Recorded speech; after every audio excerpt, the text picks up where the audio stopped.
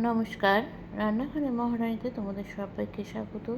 আজকে দেখাবো একটা সুন্দর চটজলদি ব্রেকফাস্টের রেসিপি। কাঁচা আলু দিয়ে চিলা তৈরি করে দেখাবো। দেখো এখানে কাঁচা আলুগুলো কিন্তু ছুলে রেখেছি, মানে আলু মাঝারি সাইজের নিয়েছি, এটা এবার কোনো ব্যাপার না। আর নিয়েছি হাফ কাপ সুজি। এবার কী করছি চলো দেখি। এবার দেখো আলুগুলোকে আমি ছোট ছোট করে পিস করে নেব, ছোট ছোট করে টুকরো করে নিয়ে এটাকে যেহেতু মিক্সিতে পেস্ট করব, সেই জন্য কিন্তু এটাকে আমি ছোট ছোট করে টুকরো করে নেব।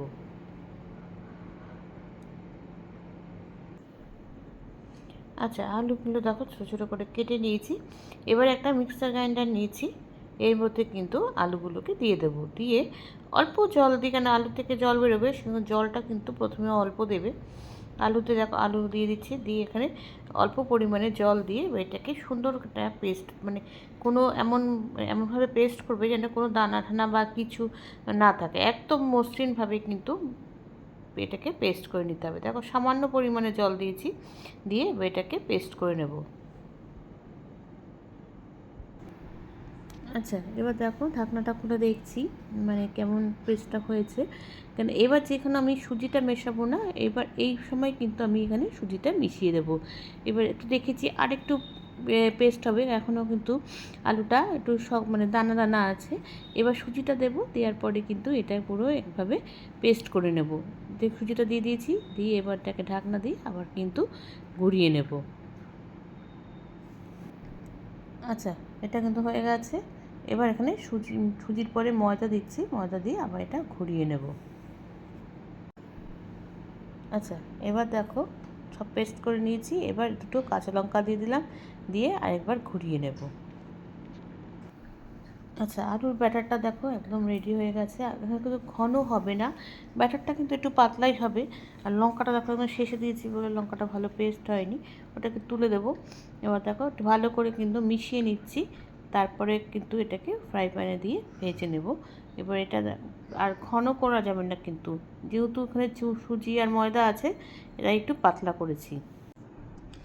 আচ্ছা, আলুর ব্যাটারটা কিন্তু বেশিক্ষণ রাখা যাবে না, সঙ্গে সঙ্গে করে ফেলতে হবে। এবার দেখো এটাকে একটু নাড়িয়ে নিচ্ছি, নিয়ে এবার এর মধ্যে কিছু জিনিস দেবো। প্রথমে দিয়ে দেবো ধনেপাতা কুচি, প্রথমে দিয়ে দিচ্ছি ধনেপাতা কুচি, তারপর দেবো কিন্তু পেঁয়াজটা কিন্তু একটু ঝিরিঝিরি করে কাটতে হবে, যেহেতু এটা চিলা করব, যাতে দাঁতের মধ্যে সেরকম মানে কচকচে না হয়, সেই জন্য আমি কিন্তু পেঁয়াজটা একটু ঝিরিঝিরি করে কেটে নিয়েছি। নিয়ে এবার এখানে দিয়ে দিচ্ছি আলুর এই ব্যাটারটার মধ্যে। এবার দিয়ে দেখো, এবার পরিমাণটা যেরকম, আমার যেহেতু এখন আলুটা একটু বেশি হয়েছে, সেজন্য কিন্তু আমি একটু বেশি পরিমাণেরই দিয়ে দিচ্ছি পেঁয়াজ। দিয়ে এবার এটাকে খুব ভালো করে মিশিয়ে নেব। তারপরে কিন্তু এবার এটা সঙ্গে সঙ্গে কিন্তু করতে হবে গ্যাসে, কেন আলু যেহেতু কালো হয়ে যায় সেই জন্য। ওপর থেকে একটু চিলি ফ্লেক্স ছড়িয়ে দিয়েছি একটু দেখার জন্য।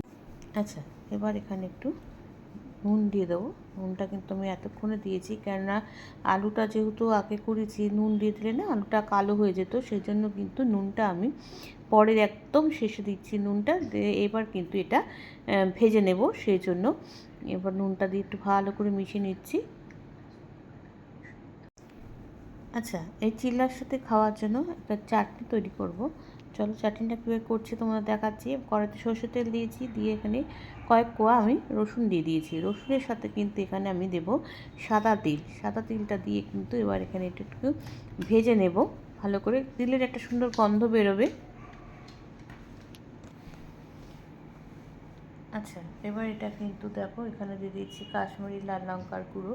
ঝাল লঙ্কা না, কিন্তু কাশ্মীরি লঙ্কার রঙটা লাল হবে সেই জন্য। তার সাথে দিয়ে দিচ্ছি একটা বেশ মাঝারি সাইজের একটা টমেটো কেটে নিয়েছি, নিয়ে এবার এটাকে দিয়ে দিয়েছি। দিয়ে কিছুক্ষণ এটাকে কিন্তু কড়াইতে ভালো করে আংশাবো। আর দিয়ে দিচ্ছি শুকনো লঙ্কা, দুটো শুকনো লঙ্কা দিয়েছি। আচ্ছা, আমি কিন্তু ঢেকে দিয়েছিলাম কেন টমেটোটা যাতে তাড়াতাড়ি মজে যায় সেজন্য। আর চাটনিটা কিন্তু বেশ লাল হবে, লাল লাল চাটনি করবো, ওই জন্য কিন্তু দেখো কালারটা কি সুন্দর দারুণ এসেছে। এবার দেখবো টমেটোটা গলে গেছে কি না। টমেটো যদি পুরো গলে যায় তাহলে কিন্তু আমি গ্যাসটা অফ করে দেবো। দিয়ে এটাকে মিক্সিতে কিন্তু আমি একটু পেস্ট করে নেব। এটা ঠান্ডা করে অবশ্য করবো, তো হবে না মিক্সিতে। হ্যাঁ, টমেটোটা দেখো একদম গলে গেছে, এটা আমার একদম রেডি হয়ে গেছে। আচ্ছা, ওদিকে চাটনিটা ঠান্ডা হোক, ততক্ষণে চলো এবার চিলাগুলো তৈরি করে নিই। প্রথমে কিন্তু আমি তেল দিয়ে ফ্রাই প্যানটা ব্রাশ করে নিয়েছি। এবার এটাকে একটু গরম হবে, তারপরে কিন্তু চিলাগুলো দিয়ে দেবো। আর একদম যেহেতু পাতলা হয়েছে, সেজন্য কিন্তু এটা মানে দেখো ছড়িয়ে যাচ্ছে। এরমভাবে দেবে, যে মানে এবার যেরমভাবে দিলে ভালো হয় সেরমভাবে দেবে। আমি এভাবে দিয়েছি। এবার এটাকে তলাটা কিন্তু ভালো করে সেঁকবে, তারপরে কিন্তু এটাকে উল্টাবে। দেখো এটাকে হালকা করে মাঝারি আছে কিন্তু করবে। আচ্ছা, নিচটা ভাজা হচ্ছে, ততক্ষণে চলো ওপরটাতে একটুখানি তেল ব্রাশ করে নিই। তেল ব্রাশ করে দিলে কিন্তু ওপরটাও খুব ভালো করে সেঁকা হয়ে যাবে। এবার এটাকে আস্তে করে কিন্তু পরে উল্টিয়ে দেবো। আচ্ছা, চিলাটা দেখো হয়ে গেছে কিন্তু আমার। এবার এটাকে উল্টিয়ে নেব। উল্টানোর সময় খুব সুন্দর কিন্তু চটপট উঠে যাচ্ছিলো, অসুবিধা হয়নি। দেখো উঠিয়ে নিচ্ছি, নিয়ে এটা একটু রোলের মতন, আমি এটা রোলের মতন করে নিয়েছি, মানে পাটিসাপটা যেভাবে করে ভাজ করে নিয়েছি। নিয়ে এটা দুপাশটা দেখো হয়ে গেছে। এবার এটাকে নামিয়ে নেব, নিয়ে এইভাবে পরপর করব। খুব সুন্দর হচ্ছিলো, আর উঠতো কোনো, আর খুব হালকা, মানে খাওয়াটা এত হালকা যে মানে খেয়ে দুটো তিনটে খেলেও কিন্তু পেটটা মনে করছে পেটটা ভরছে না, মানে এত হালকা খাবার। আর আর কোনো হেলদি কিন্তু কিছু নেই, সেই জন্য কিন্তু এটা খেয়ে সকালবেলা ব্রেকফাস্টে, মানে যারা ওয়েট লস করছে ও হালকা খাবার খাই আমরা সকালবেলায়, তাদের পক্ষে কিন্তু খুব ভালোই ব্রেকফাস্টটা।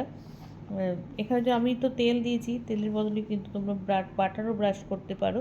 চলো এবার আরেকটা করে নিই, তারপর তোমাদেরকে দেখাচ্ছি। আচ্ছা, এবার আরেকটা করে নিচ্ছি। এটাও কিন্তু হয়ে গেছে, তলাটা কিন্তু আমার সেঁকা হয়ে গেছে। উপর থেকে কিন্তু একটু তেল ব্রাশ করে এটাকেও নামিয়ে নেব। আচ্ছা, দেখো এখানে চাটনিটাও কিন্তু আমি মিক্সিতে পেস্ট করে নিয়েছি। ওদিকে চিলাও কিন্তু আমার মোটামুটি রেডি। সকালে ব্রেকফাস্টটা কিন্তু আজকে এই দিয়েই করা হবে। চাটনিটাও কিন্তু খেতে খুব সুন্দর হয়েছিল। এরকম তোমরা লাল লাল চাটনি কিন্তু বাড়িতে, শুধু চিলা বলে না, পরোটার সাথেও কিন্তু খুব ভালো লাগবে খেতে। আর তিলের বেশ সুন্দর একটা স্মেল আছে, সেই জন্য কিন্তু আরও সুন্দর লাগছিল খেতে। এবার এটাকে কিন্তু হয়ে গেছে। এবার চলো গরম গরম কিন্তু আমি এবার পরিবেশন করব। আচ্ছা, হয়ে গেছে আমার একদম চিলা রেডি, গরম গরম। কিন্তু পরিবেশন করলে খুব ভালো লাগে খেতে। আর যারা মানে ডায়েটে আছো বা হালকা খাবার পছন্দ করো অথচ হেলদি, তারা কিন্তু এরকম খাবার অনায়াসে তৈরি করে খেতে পারো ব্রেকফাস্টে। তাহলে সবাই করে খেয়ে আমাকে কিন্তু জানিও লাইক, কমেন্টস আর শেয়ারের মাধ্যমে। তোমরা যারা আমার চ্যানেলটাকে সাবস্ক্রাইব করে আমার সঙ্গে রয়েছো, তাদের জন্য রয়েছে অসংখ্য অসংখ্য ধন্যবাদ। যারা করোনি তারা প্লিজ চ্যানেলটাকে সাবস্ক্রাইব করে আমার সঙ্গে থেকো।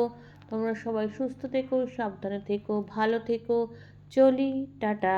দেখা হচ্ছে পরবর্তী নতুন কোনো রেসিপিতে তোমাদের সঙ্গে।